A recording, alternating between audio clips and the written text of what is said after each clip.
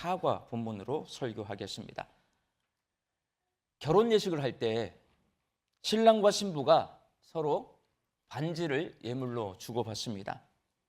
결혼 예식은 두 사람이 부부가 되어 평생 남편과 아내로서의 의무를 다하겠다고 약속하는 예식이고, 그 약속의 징표로 반지를 교환합니다.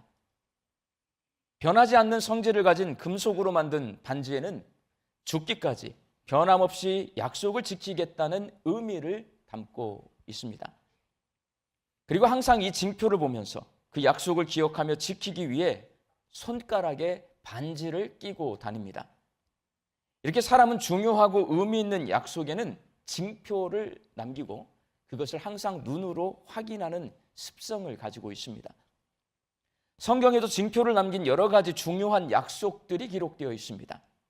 할례는 하나님께서 이스라엘 백성을 택하여 주셨다는 약속의 징표고, 베델의 돌단은 하나님께서 야곱을 보호해 주신다는 약속의 징표고, 십계명 두 돌판은 이스라엘 백성이 하나님의 율법을 지키며 살겠다는 약속의 징표입니다.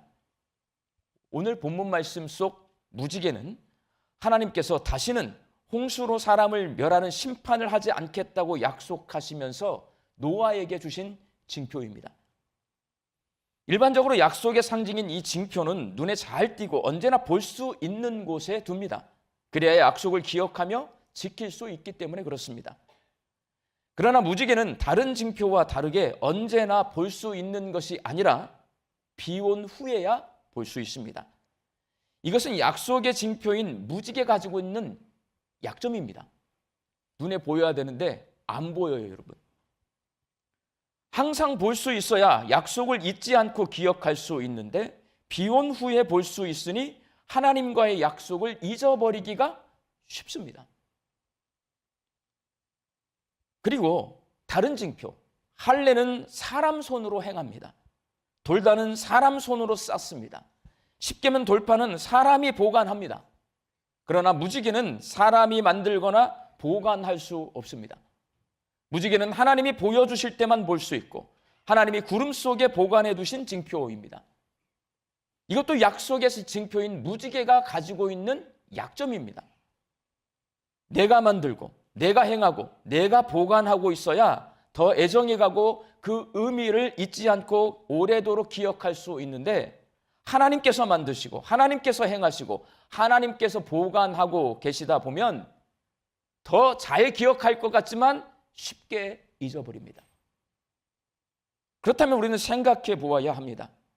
하나님께서 이런 약점을 가지고 있는 무지개를 왜 노아에게 징표로 주셨을까요?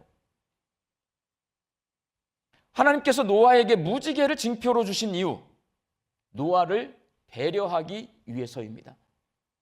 무지개는 하나님께서 노아를 배려해서 노아가 가장 필요로 하는 안전보장을 약속해 주신 징표입니다. 대홍수를 겪은 노아에게 가장 필요한 것은 안전보장이에요. 왜? 다 죽었어요.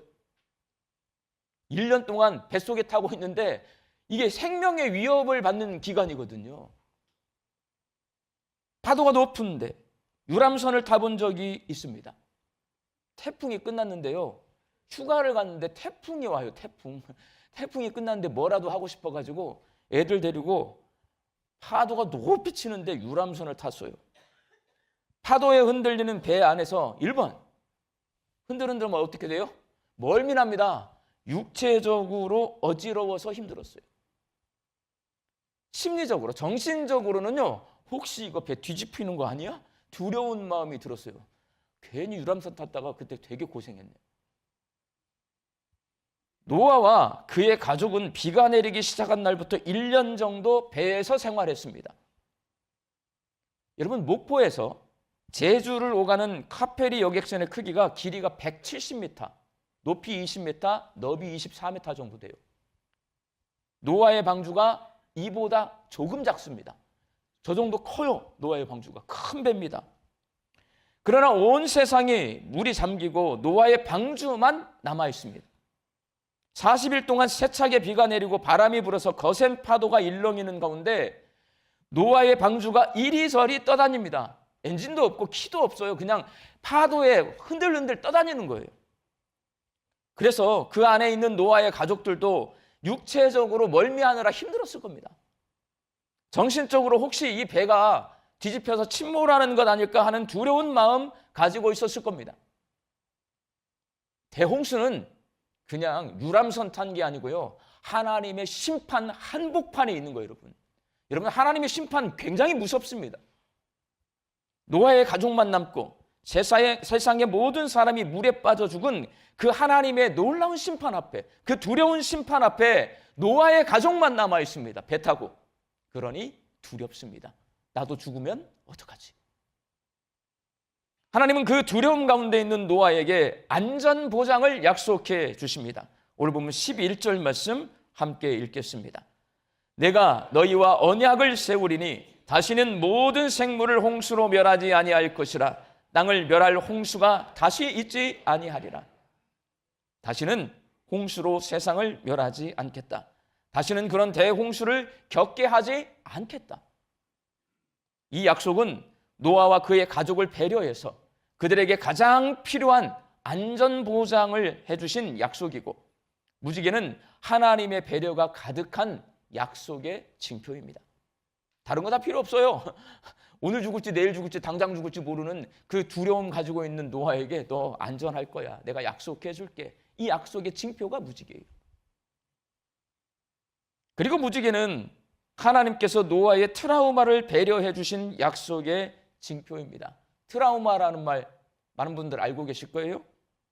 위협이 되는 사건을 경험한 후 겪는 심리적 외상, 이게 트라우마에 대한 설명이에요. 최근에 어느 목사님께서 이런 말씀을 해주셨습니다. 5.18 민주화 운동 당시 군인들에게 끌려가서 심한 고문을 당한 사람 알고 있는데, 고문당하면 여러분 몸도 힘들지만 나오고 나면 굉장히 심리적으로 힘들어. 정상적인 삶을 살 수 없나 봐요. 그래서 육체적 정신적인 후유증으로 이분이 처음에는 무척 힘들었대요. 근데 세월이 오래 지나다 보니까 30년, 40년, 50년 지나다 보니까 이제 그 삶이 그냥 겉으로 보면 정상적인 삶으로 회복이 되었었대요. 그런데 지난 12월 3일 텔레비전에서 무장한 군인들이 국회의사당 안으로 진입하는 장면을 보고서, 이게 이제 트라우마라고 하는 거잖아요. 과거의 기억이 되살아난 거예요. 그 악몽이 되살아나 극심한 공포를 느끼게 되었고, 그 트라우마를 이기지 못해서 결국 정신병원에 입원하신 분이 지금 있습니다. 생명을 위협하는 사건을 겪은 사람은 육체적인 상처뿐만 아니라 정신적으로도 상처를 입어서 트라우마에 시달리게 됩니다. 노아의 가족과 노아가 트라우마가 있을까요, 없을까요? 가만히 생각해 보면 세 가지 정도 이 사람들도 트라우마를 가지고 있을 수 있겠다 생각할 수 있어요. 1번, 소리입니다. 소리. 비가 내리기 시작하자 방주의 문이 닫혔습니다. 노아가요, 이 방주에 타야 됩니다. 타야 됩니다. 아무도 타지 않아요. 그런데 비가 내려요. 처음에는 아무도 방주로 달려오지 않습니다. 그런데 비가 40일 동안 거세게 내리니까 물이 점점 차오를 거 아니에요. 놀래서 전부 방주로 달려옵니다. 그러나 방주 문은 닫혔습니다. 그럼 이 사람들이 가만히 있었을 것 같아요? 문은 위쪽에 달려 있어요. 그래 밑으로 못 들어와. 두들겼을 거예요. 막 살려달라고. 이런 거는 우리가 경험하지 못했기 때문에, 이런 소리는 듣지 못했기 때문에 모르지만, 사람들이 노아의 방주로 몰려와서 살려달라고 외치며 방주를 두들겼지만 단 한 사람도 구조되지 않았습니다. 모두가 죽었습니다. 노아의 가족은 사람들이 방주를 두들기는 소리, 살려달라고 외치는 소리 잊을 수 있을 것 같아요? 없을 것 같아요, 여러분? 잊혀지지 않습니다. 노아에게 그 소리가 트라우마로 남아 있습니다.